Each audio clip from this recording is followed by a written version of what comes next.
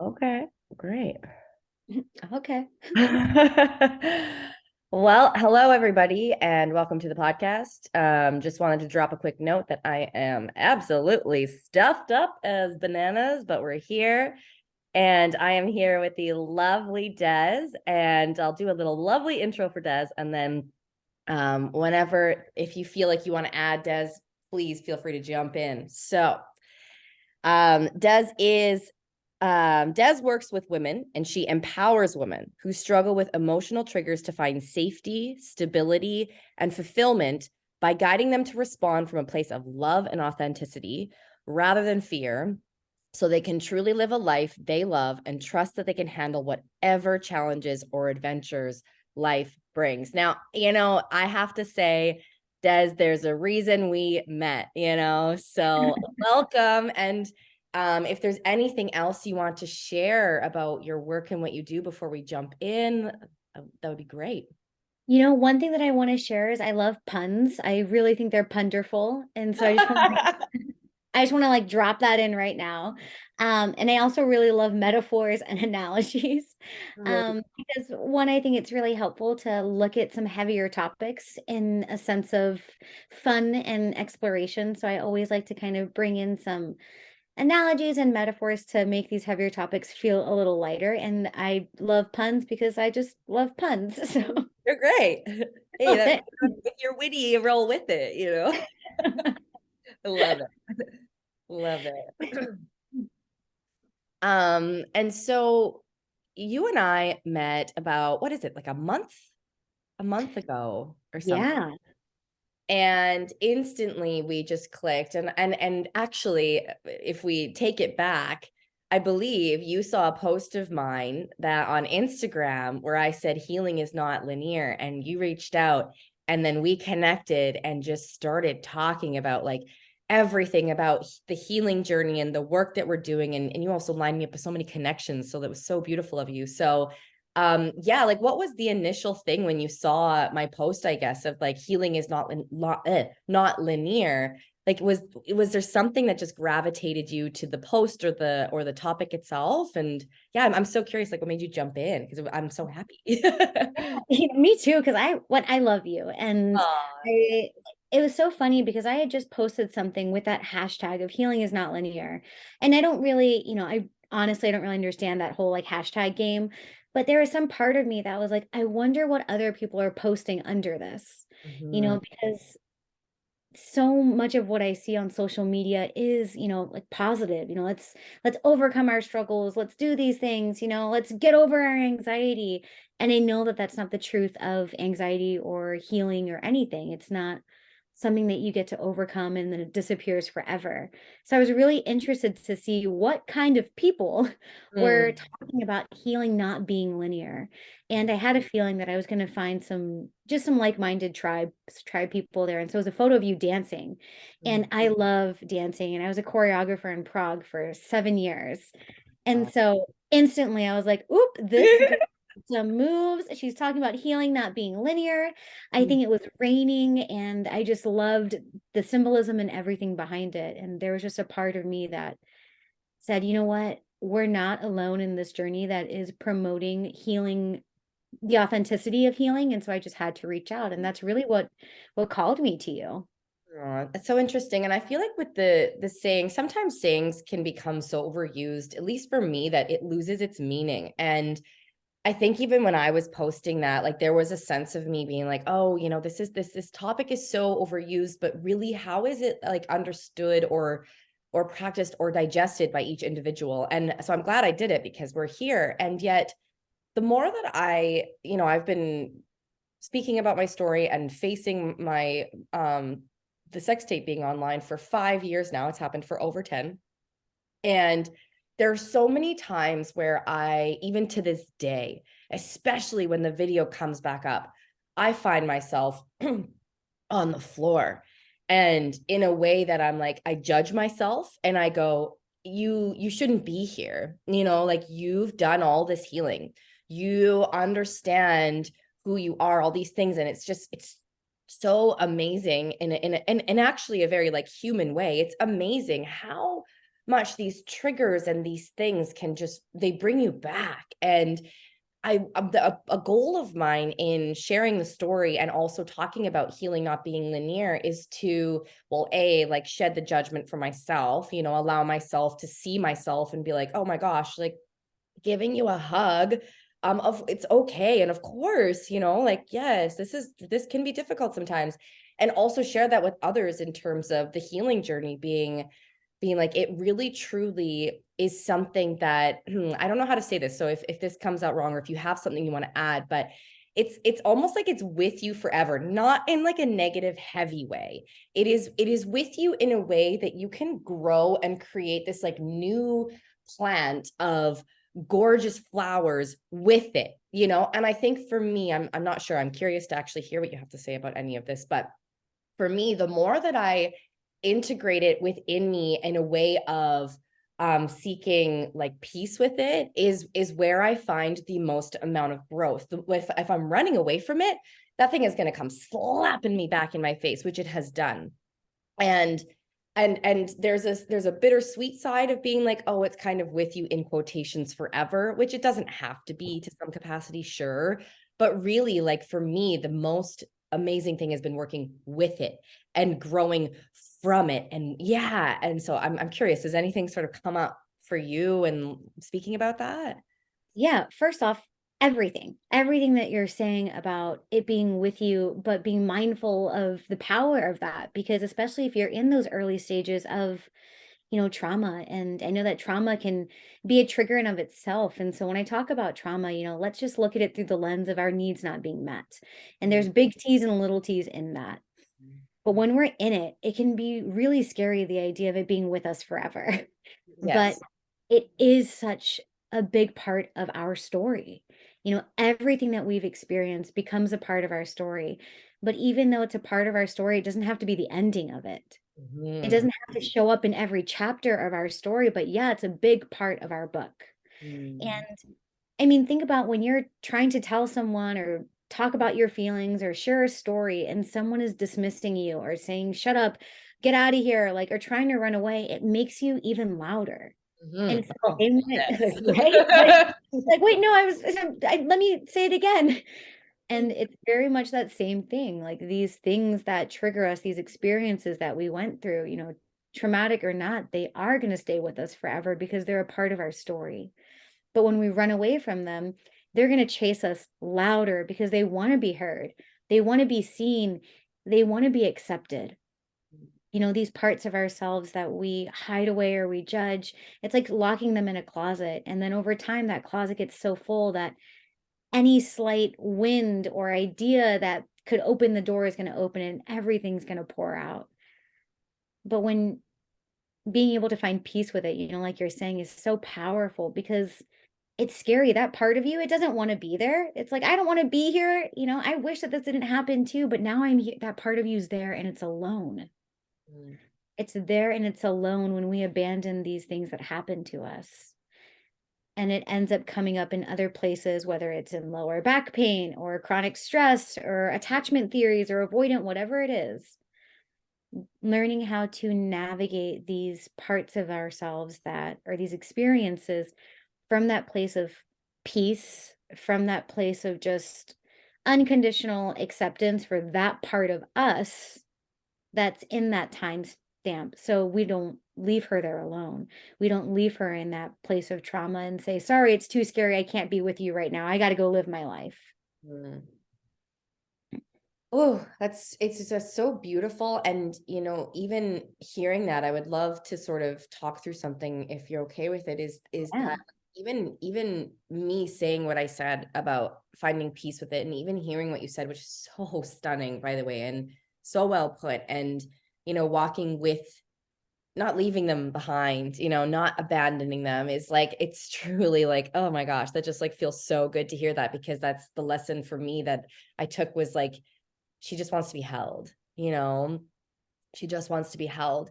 And something else that is coming up for me is, there's still, I think, probably a little bit of panic within my journey of accepting that this is my life, kind of. And like you said, though, it doesn't have to be the way it ends, or like the end result. And that was something just even in this moment that I was like, oh, that's so interesting. Like the end result won't look like how it is right now.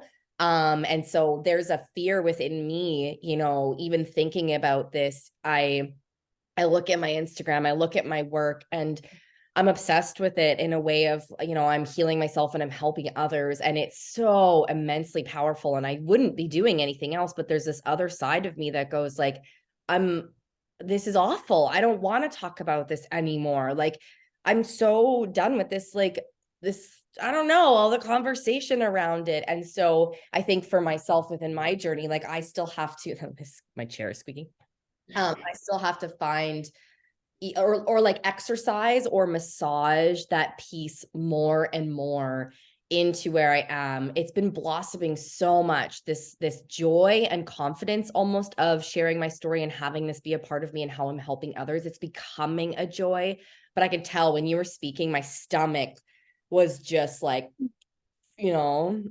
Oh yeah, even for myself, like when I think I always feel that part of myself drop when I'm like, we don't want to abandon that part of ourselves, because there's that part of me that's like, Des, if everybody knew how many times you abandoned yourself, like they'd be like, who is this lady talking?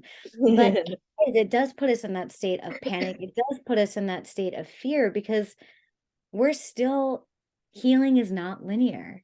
We're always going to have that part of us that lived that through that traumatic experience. And when that part gets activated because it hasn't been soothed or nourished or feels safe enough to let its guard down, all those chemicals are going to go into the brain. Those stress chemicals are going to release. Our rational thought's going to shut down. Our nervous system is going to respond. Because also, we work so much with the brain, like, let's get over these mindset shifts. Let's learn how to self-soothe and regulate our emotions. But the body is a beautiful, detailed map of the subconscious mind. It it holds every experience we've ever had. That's why if you've ever told yourself, I promise I won't do that again, and the moment comes up and you do it, it's normally because there's some part of your nervous system that's still processing it, which is also why we can't rush our journey into healing, because you're going to shock your nervous system. Learning how to rewire the brain and rewire the body takes time. And it's scary because we don't know how long it's going to take. And when you were talking about, that your end story is not going to look like it is now. We don't always know what our end story is going to look like. And that can make us feel scared too, because the brain likes to know what's going on. It wants things black and white. So if we're already kind of processing some experience, we don't know where it's going, then yeah, of course we're going to be scared. And I also really just want to say thank you for speaking to that inner part too, that's over it. That part that's like, why do I have to talk about this anymore? Like, why me? Like, haven't I done enough? Because I know that feeling becomes so heavy sometimes. It just gets really overwhelming of, who am I and why me and why this, and how can I incorporate my story so that it's not just my story? Yeah. I mean, that's something that I feel this is very fresh for me. I feel I've been talking about it for 5 years, but only in these last few months have I really stepped in, being like, this is what you want to do now, and I struggled saying that because of that, right? Because of being like, oh, like, I'm done with this. And then you go, well, let's honor the truth of the situation. And yes, so I there's two things that came up for me while you were saying what you were saying is you know thinking of things like, I'm going to go off on a little track here, of like Buddhism as an example, or these other practices of being just so almost in peace at all times. Like, I have a question. I'm so curious of your thoughts, or if you have insight on it. Do you think, and this is more for the audience and myself, do you think that we as humans can get to a place where we are, I'm going to use a really extreme thing here, okay? 100% of us can be okay when a trigger comes up, or like, can we be at a place where I mean, you know what we've been through, we've done our healing, we have had many triggers and many trials to work with it. And then we get to this place where it's like, oh, this is a trigger, cute. You know, um, I wish I could say yes, and I hope that we all say it just like that also, because that was the gosh darn cutest thing I've ever seen, or heard. But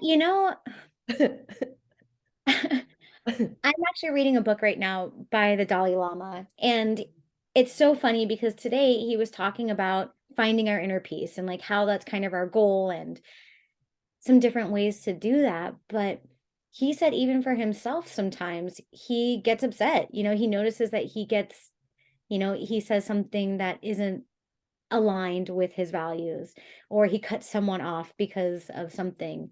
And, even though it's as simple as maybe cutting someone off or being a little short, that still comes from somewhere. And so the Dalai Lama is still getting triggered and still that place like of enlightenment, Right. still finds himself kind of biting his tongue or reacting as opposed to responding. And, I think it's just, unfortunately, it's just part of the human experience. I think to always be getting different experiences that give us different levels of trigger. So I want to believe, I believe that we can probably overcome the triggers that we've had, up until this point Right. and be okay. Like fear of abandonment was a big trigger for me. And now when it comes up, I'm like, oh, ooh, this is still here. And I totally get exploratory with it. But then something else happens over the weekend that I get a little annoyed about. And maybe a month later, I see a trigger showing up from that experience. So I think it's hard to say that we'll ever hit that piece of enlightenment or peace because we live in a world of chaos. So And true. plus, Dalai Lama can't do it. Or if the Dalai Lama does it, Yeah. just being human and giving himself grace in those moments, then I think that's what the evolution of triggers will be, of maybe not being so explosive, but Right. still finding, gentle, healthy ways of being triggered and giving yourself grace in those moments of response. Yeah, and even as soon as I said it out loud, I was like, that's a part of being a human, and I preach this all the time, and thank you for holding space for that question, because it was a bit of like a theory question, right? Being like, is it possible? But like, obviously, we're humans, and so yeah, initially it was just like being a human entails all sides of everything. And you're right, there is this level of chaos that's happening with around us.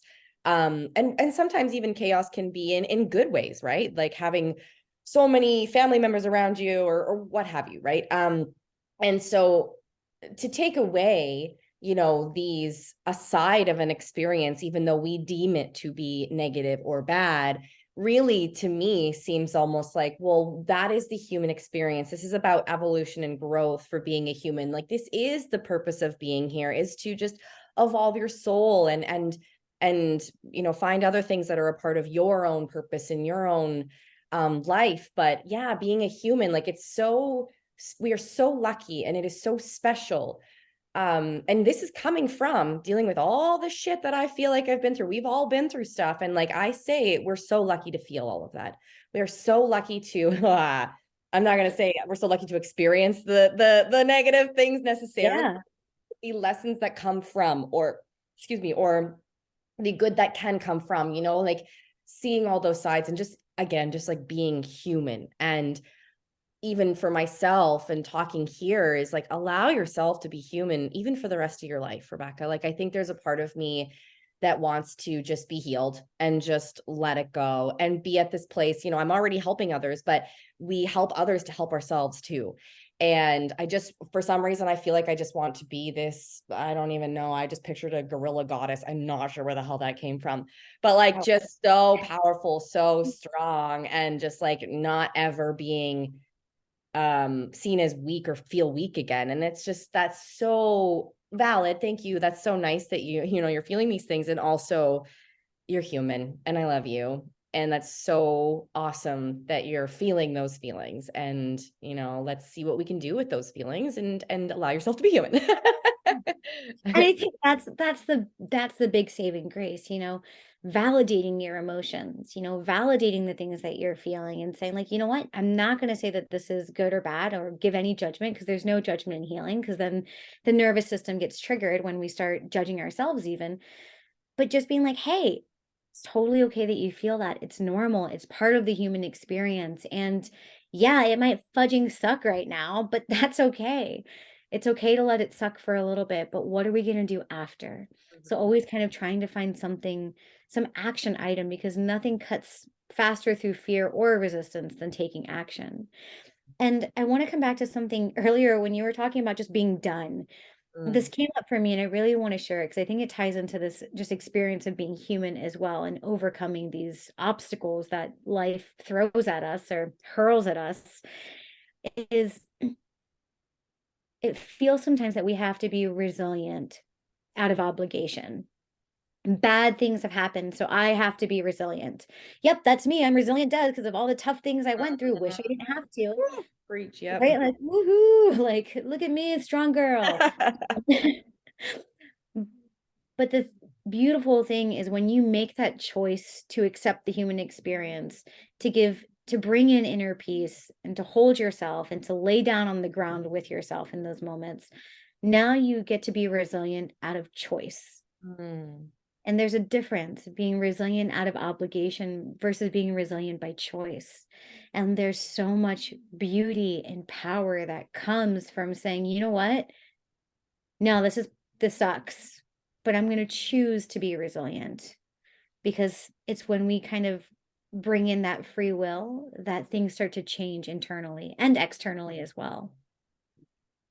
I feel like a big part of what I'm witnessing within other people as well, and possibly looking back on myself and where maybe more at the beginning of facing things, is there is that sort of, and even now, there is that sort of societal pressure of resiliency. And I love that you said resiliency, like when you choose it, that's when it's power. And that's also something when you were talking about everything, when you choose your resiliency, when you choose to hold yourself on the floor, that's power. That truly is like what more can you do for yourself as a human than to hold yourself as you are? And there's a conversation of growth and healing and elevating, and at the same time I do feel like there's a big gap in society of holding where you are. And I think that possibly, I think I evade sometimes, even now, even knowing how to hold myself, I avoid doing that to some capacity because I'm like, well, no, I'm supposed to be healed. And I wonder where that comes from. I'm going, where is this judgment coming from? Like, where is this, oh, I have to be fine. And I'm not going to blame society. I'm not going to do anything like that. But I'm just like, oh, it really is such a big thing within life, whether you're in like a hockey team and you're in like a bro code, or whether you're in the office and you have to show up, like wherever you are, there's this expectation, you're right, of like resiliency and to choose your resiliency. Oh, like so Yes, good. and and I feel like I could go on a tangent on just society, but I won't. But I will also say, yes, it's not society's fault, but they definitely play a really big part of it. That resilient culture, that grind culture, I think that's so much of where the disconnect comes because society, everybody's got an opinion on everybody and everything. And so when you ask society, like, what is successful, what is resilient, they're going to have this kind of cookie cutter idea of it.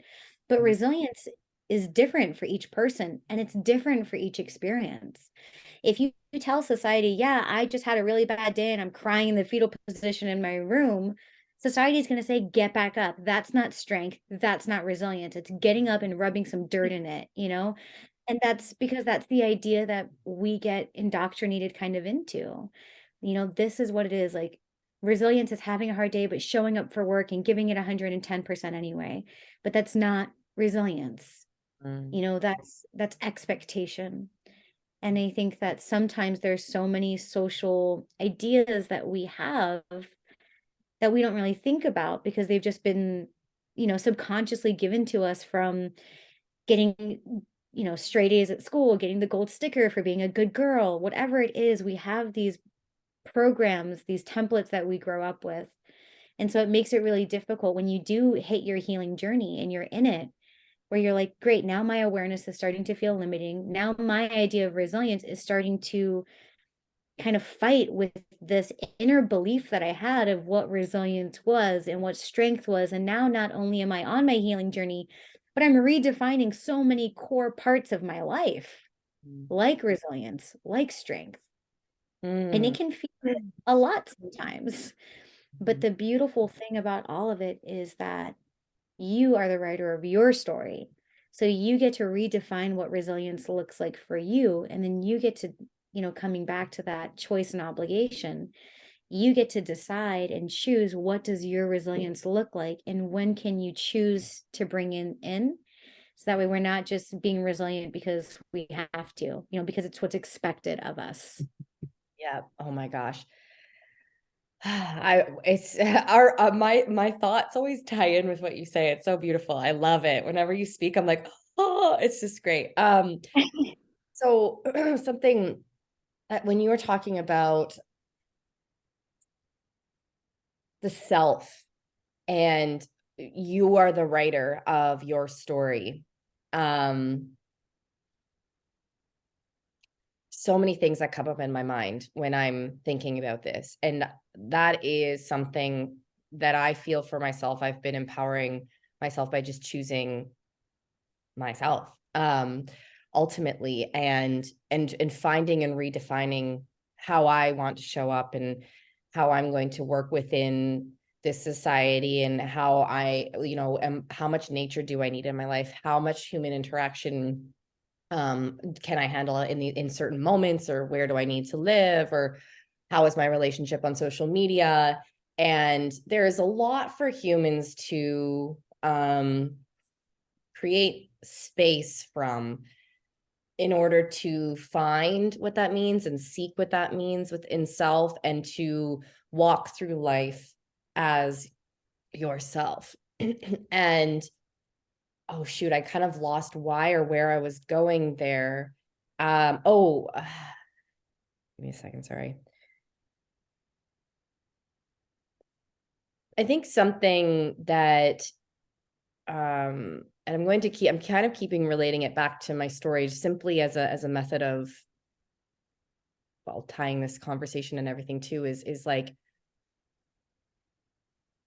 the not attachment, the gathering and loving of self, and the discovery of self through life, through this healing, through everything, has been the most beautiful thing. And yet it has also been one of the most confusing and isolating things possibly, because I go whoosh, I don't even know where I'm safe anymore, and I create this sort of like mental barrier between people, which actually allows me to be closer to people again. I had to really like go into the middle of the woods a lot to, like, I couldn't handle anything, but it sort of feels like discovering self. Oh, this is so interesting. There's obviously something here, and I'm really struggling to grasp it. Is I feel wrong for being myself. I feel wrong for choosing myself. I think because of like either the loss or society or what have you, but I feel so wrong for choosing me. And whether that's conditioning for being a woman as well, like there's so many things that can be tied into this feeling that comes up. And it makes me sweaty. It makes me sweaty. It makes me feel like I have to stand my ground with people being like, I matter. And that doesn't go sometimes. And that's okay. And yet when you were speaking about coming to self, like my whole soul just lifts in like lightness, just being like, yes, it is about how you interact with life and how you see fit. And it doesn't mean that you negate other people's things. I don't know. So there's so much here, and I'm wondering if anything's coming up for you in that. Oh gosh, is there? I feel like I want to eat my microphone. Um, so so much was coming up. Thank you so much for walking through that, because every time you had a moment of revelation, I just felt more grounded in the things that you were saying, because yeah, we do live in a society, I think, and cultural as well, you know, choosing yourself feels wrong because for so many of us, we grew up with don't be selfish, you know, put other people's needs ahead of yourself, don't be vain, you know. And so, this idea of how do I stand my ground without shaking things up? You know, Mm, I don't want to be a problem. I don't want to ruffle feathers. And we're not taught how to ruffle feathers, especially as women. So it makes it difficult when we do decide to finally be like, no, I matter. And guess what? I'm going to take up some space here too. Because mm, a lot of people don't know how to deal with that. A lot of people don't know how to process that. We don't live in a world where taking up space feels safe. And I think that's something that's so important. You know, when you're talking about balancing the world, it's hard to feel safe in it because, like I said, everyone's got an opinion and judgment of everything. And I think as certain things become more prevalent in our society, it seems like people become a lot more quick to share their thoughts with you, whether they're good or bad, it doesn't matter. And one of the hardest things for me in my journey of coming back to self was finding that sense of safety inside of myself. true. Yeah. That was Mhm. hard because for me, I looked for safety everywhere else besides my own mind and my own body. I was like, I'm really good at working my body. I'm really good at pushing it to the limit. And I'm really good at doing, you know, staying on task. But when it came to my own sense of creation, creating my rules, creating my boundaries, creating my sense of safety, I didn't know how to do it, but I was really good at following the general template of life of say Right. no when this happens, you know, and Mm, I think that that's something that's just so powerful is that you touched on was just finding that sense of safety and how to navigate it, how to feel safe in choosing yourself. You know, everything that you were saying was just really how can you create that sense of safety fully, being mm. fully immersed while navigating things like guilt, shame, blame, confusion, and just life. And I think when we get so amped up on our healing journey, we get so into it, we get so excited, but then we get all this new awareness. Yes. And Yeah. then you're like, well, now I'm aware of everything and how everything's making me feel. And then awareness starts to feel limiting. Mhm. And that gets crazy because you're like, wait, am I too enlightened? It's like, no, Des, you're not too enlightened. Yeah, yeah. You had a really good, like, you know, self-soothing session on way too much caffeine. Like you're not, but it's hard, you know, because then you end up getting dropping more into your mind and dropping out of experiences because you're so in your head. Because Mm. that's also the thing with awareness. Awareness without action can feel limiting and can make you feel stuck and can create resentment because that awareness is going to keep you in your head. Preach. Yeah. Hmm. Mhm. And it is sort of that balancing of that body, the body, soul, the mind, that whole conversation really Yeah. truly in the terms of healing. And there's two other things that also came up was, when you talked about finding safety within self, like for me, when I think about when I was able to place boundaries is to with society and not have to jump and run away is because I was discovering safety within self. And whenever I have safety within self is when I can generally know when I can go into a busy city again where people might look at me or judge me or something, right? That sense of safety within self allows me to exist within society again. And it allows me, on my second thing that I was going to say, it allows you to build community within where you're at in your safety, Mm. in this moment when you have your sense of self. And I talked about the isolation, and when you were speaking I was just thinking about, you when you elevate, you meet new people and your community builds into that, which is exciting. And it's a blend of when you have these communities, that sounded so like concrete, but when there are other communities that are in alignment with where you are, there is an understanding to some capacity, or there is a full understanding that the full sense of self is what allows you to be in community. It allows you to integrate wholly into community and to give back to the community because you're giving to yourself. And Yes. And yes, and that was just something I felt like even when I was sitting in that moment with you, which again, being human, like 2 seconds ago, I was sitting and feeling scared of my journey with self. And now I'm thinking of the other side that I've been practicing and exercising is that, oh my gosh, no, you've been feeling closer and closer and closer and meeting new people. And it feels joyous. It feels freeing. Like I have never felt so free when I tap into the other side, right? Because it's still, as we say, we're human, and this is still something that's fresh for me for sure within my journey is expanding into the community again. Is it I've never felt so free. I have never felt so fucking pumped. I have never wanted to, like throw sparkles in the air more in my life, and maybe punch the air out of like excitement too. Like I've never felt so free to be myself. And then I'm going, what did I exist before? Like, what was I doing? Was I even myself? Like, of course there were parts of myself, but I almost look back to when I was even feeling free in the past and I go like, whoa, dude, like look where you are now, like you the freedom that you feel now is more possible. Like, well, it is. Anyways. It's so funny how boundaries Mhm. make you feel more free. Wild. Because there's freedom within these internal structures that we create for ourselves because they also give us the foundation. And there are two things that I really want to touch on that you said. Oh my goodness, I can remember one of them.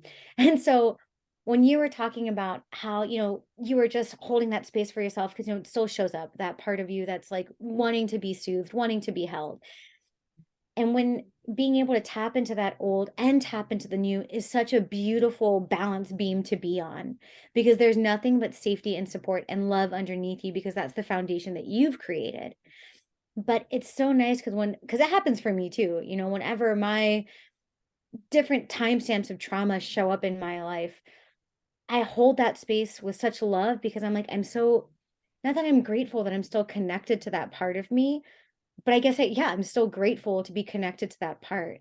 I'm so grateful to be able to say, "Hey, I'm sorry that we're still here. I still love you. These moments that I get to take with you, they're so tender and so raw, and I want to appreciate these moments while I'm here holding the space for you." And that tenderness, the wisdom that I get from holding myself and soothing myself in those moments, that's what gives me the connection and the strength and kind of the, the support that I can give the women that are currently still facing that. I'm not so far removed from it because even though it might have happened 20 plus years ago, I'm still there with that moment. I'm still there holding that timestamp of the old so I can bring it into the new and change my story. And and the other thing is when we're talking about being able to fully integrate into communities, I think the reason that it makes integration so possible and so safe when we find out who we really are and we can be our free sense of selves is because we are tapping and integrating into a community, not a version of us. Mhm. Like I think that's what makes integration easier and safer the older we get, deeper in our healing journey, is it's us, not a version of us. That's so beautiful. And even I wonder, how do you feel about even sort of on the come on, sick brain, you can do it on the same level of choice. When you have your full self, you also have the choice where I don't know if this feels right. Pardon me, but let's see where this goes. I feel what I'm trying to explore here is that when you have your full sense of self, you also within your boundaries, right? Like you have the awareness and the option and the opportunity to say, not right now, or I'm gonna come back in a week, or heck no. And so there is also that choice to enter into that community. Something's not feeling right as I'm saying this. And I'm not sure what it is, but it is to bring it back, it is more about that sense of self and bringing all of you everywhere. And that is what just like that shine that comes from within when you are tapped into self, like that's also just noticeable as you are yourself. Other people are going to see that and feel that. And boundaries within that shine too are essential because a lot of people will want to give me your shine. I like you're feeling Yeah. good. Give me your shine. And you're like, boundaries. Yeah. It flies away like it's and you're like, no, yes. And, I don't know if this is what you're speaking to of like just kind of being able to say yes or no, or like what feels right is if you're talking about it with other people, yeah, it's going to be hard because you're being shiny, you're being sparkly, and there are going to be people who are like, guess what? I don't like sparkle. And they're going to come over and they might try and take advantage of it. Or there are some people who believe that sparkle is weak or vulnerable or weird. Again, just kind of bringing these judgments. And it can be hard. And being able to, your way out of it is powerful. And part of that is being able to be like, oh my goodness, I'm feeling scared. So what I'm going to do is I actually have this like defense mechanism that comes up that is just going, or whatever it is that is finding an authentic way to say no in those moments, whether it's to people, to events, whether it's to yourself. Also, like, I think that's something that, I don't know how often people talk about boundaries with yourself because it's easy to go be like, guess what? I'm going deep down the rabbit journey of healing today, cut to 8 hours later. Like, and you have to be able to have those boundaries of yourself too. I'm a go big or go home kind of gal. And it's something that I've been working on, which is kind of a result of inner child experiences that I've had. But in my journey of healing, that's something that I have to do where it's like, I'm going to put a boundary around that. Or, oh my goodness, I've noticed I just got triggered at this event, but I've had a couple, wines or booches or whatever. And so what I need to do is I have to tell myself no right now. Or I have to tell myself right now, I don't have the capacity to support this, but I promise I will. And to make sure that I schedule it in my calendar so that part doesn't get dismissed. But I think it's really important to feel when something feels a little off or unsafe or icky or sweaty or gross and being like, I need space to think about this. And so I'm going to have to create it, whether it's with people, communities, or with yourself. It almost feels like when I was picturing that in some certain instances for me, it almost feels like there's two tiers. And I think you're so right about the connection with boundaries to self. Like, I don't even think I've really ever heard that. And I know I've done that for myself in a way, but like, wow, like mic drop. Boundaries with self. But sometimes in a situation, I feel like there's two things happening where it's like, I have to create a boundary within this outside person or event or something. And whether it's me first and them second or them first and me second, I have to create a boundary within myself to also like make a decision to be like someone who's challenging me. I create a boundary and I say thank you so much, and then I go, okay, with self, you know what, say something. You would like to say something. I matter, or like there's almost like that two sides sometimes, I feel like, with situations. And maybe it's simply a matter of just checking in with self constantly within everything that happens. I think that's a really great thing to practice and enhance, and is very powerful and empowering, is to check in with self constantly. Because like we said, even at the beginning, life is happening, there's chaos happening, there's good things, there's everything happening. And so to check in with self amongst your healing journey, and to check in constantly. And I think that's also just such a lovely thing to take with yourself, with me, with anyone in their back pocket. Just check in, having these expectations of having to be at a certain place or healed a certain amount, almost when I say to myself, if there's a mantra I'm even going to take from today, is just check in, just check in. I feel like that just allows me or anyone, if they feel the same way, to just exist and be like, how are you feeling, girl? Like, what's going on? Yes. Check in, because it's in that place of checking in also. Like, I'm sure everybody, and I wonder, if you've ever set a boundary, what are the odds of people following that boundary first off? Mhm, mhm, We mhm. might get really good at expressing our boundary, but standing in our boundary can be really difficult. There. And it's Mhm. in that place though of checking in where you're like, I just set a boundary, but I feel like they're not listening or they're violating it. But if you don't have that check in with yourself, now you're going to be in that space and you're probably going to be feeling unsafe in a lot of other things. And so check ins are so important. I do weekly coaching sessions with myself, and they're the cutest, best thing ever. But it's those check ins that make it possible for the week to process everything, because life's hard. Someone cuts me off in the grocery store or cuts me off in traffic, whatever it is, there's always something that's going to be giving us stress because that's part of the human experience. But if you don't check in, it gets put in that closet. And over time, that closet's going to get really, really full if you don't check in. Wow. Oh, I mean, I don't know. Even just within the conversation, I just got shivers and I'm just feeling so well, I've always felt very held with you. So thank you for that. Your wisdom and your insight is unreal. Like it's so beautiful. And so I just thank you for that. And also you excite the shit out of me. So like I am just so excited. I'm so grateful to just be connected with you and my relationship with California. We're working through some few things right now, but I can't wait to come down there. And when I do, I would love to see you and hang out with you, like it's just Yes. uh and so within your work, you do you do in person as well as online? Like how can anyone reach you, if they're like, Yeah. oh my gosh, I need to sign up with us? Well, I would say there's so many different ways to contact me. My name on social media is Des Caminos, like DES. Um, and my company is called The Interconnected Self, but the way that I work with people is mostly it's all virtual. I do a couple of in-person events here in California, but what I realized when I started this practice in Prague, it was all in person. And then, of course, COVID happened and everything had to move online. And I found that my clients were getting so much more value out of our virtual sessions. And when I asked, just kind of like we talked a little bit about it, about meeting back in person. But I think a big thing is I do heavy work. It's not just rainbows and butterflies and mindset shifts. It's let's drop into the body. Where's this trauma in your body? How can we really explore it so that way you're not feeling the physiological sensations of stomach dropping, heart racing, and all of that. So I know that what I do can be a little adventurous and we always make it fun and playful, but yeah, it's heavy sometimes. And when people were virtual, they were in the safety of their own home.